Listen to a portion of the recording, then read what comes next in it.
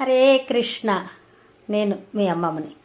ఈరోజు అమ్మమ్మ meal maker బీరకాయ కర్రీతో మీ ముందుకు వచ్చారు.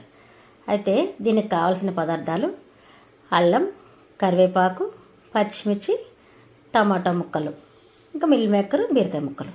ఇప్పుడు తయారు చేసే విధానం చూద్దాం. అయితే బాండీలో ముందుగా నానబెట్టుకున్న మిల్ మేకర్ని కొంచెం గట్టిగా పిండి దాన్ని కొంచెం వేపుకోవాలి.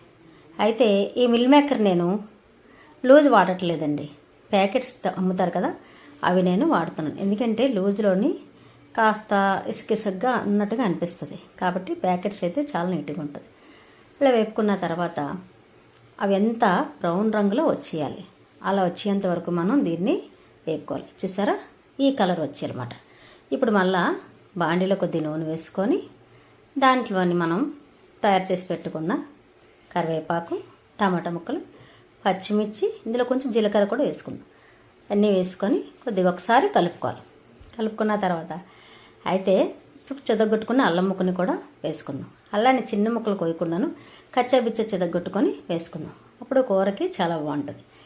అయితే ఈ మిల్ మేకర్ బీరకాయ కూర చాలా రేరుగా ఎవరో కానీ తయారు చేయరు. నేనైతే చాలాసార్లు తయారు చేసుకున్నాను. టేస్ట్ కూడా చాలా డిఫరెంట్గా ఉంటుంది. ఇది తయారు చేసుకున్న తర్వాత తిని మీరే నాకు చెప్తారు దీని రుచి ఎలా ఉందో. అయితే మీరు తయారు చేసుకొని తిన్న తర్వాత నాకు చిన్న కామెంట్ తెలియచేయండి. అయితే ఇలా బీరకాయ ముక్కలు వేసుకున్న తర్వాత ఒకసారి కలుపుకొని దీంట్లోని చిటికెడు పసుపు, ఉప్పుకు రుచికి సరిపడ్డ ఉప్పుని కూడా వేసుకుందాం. ఆ ఉప్పు ఎంత తక్కువ వేసుకుంటే ఫస్ట్ అంత మంచిది, ఎందుకంటే మళ్ళీ సరిపోతే మళ్ళీ మనం కలుపుకోవచ్చు. తర్వాత దీన్ని కొంచెం మగ్గనిద్దాం. ఇలా మగ్గనిచ్చిన తర్వాత కొద్ది కారం కూడా యాడ్ చేసేద్దాం.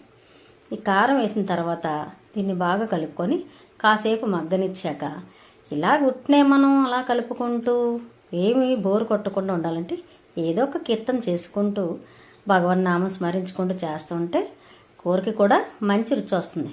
అయితే ఇలాంటి కూరలు అందరూ అన్నంలోకి అనుకుంటారు, కానీ ఈ కూర రోటీలోకి కూడా చాలా బాగుంటుంది.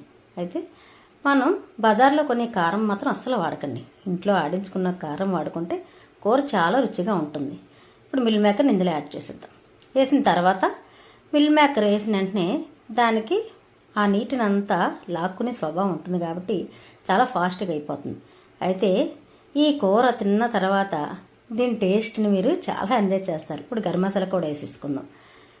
ఎంజాయ్ చేసి అసలు ఏంటి ఇంత రుచికరమైన కూర ఎన్నాళ్ళు ఎలా మిస్ అయిపోవని మీరు మళ్ళీ మళ్ళీ చేసుకుంటారు. పిల్లలు ఎంతో ఇష్టపడతారు. ఇది అన్నంలోకి కాకుండా రోటీలోకి కూడా చాలా బాగుంటుంది. ఒకసారి ట్రై చేయండి. హరే కృష్ణ.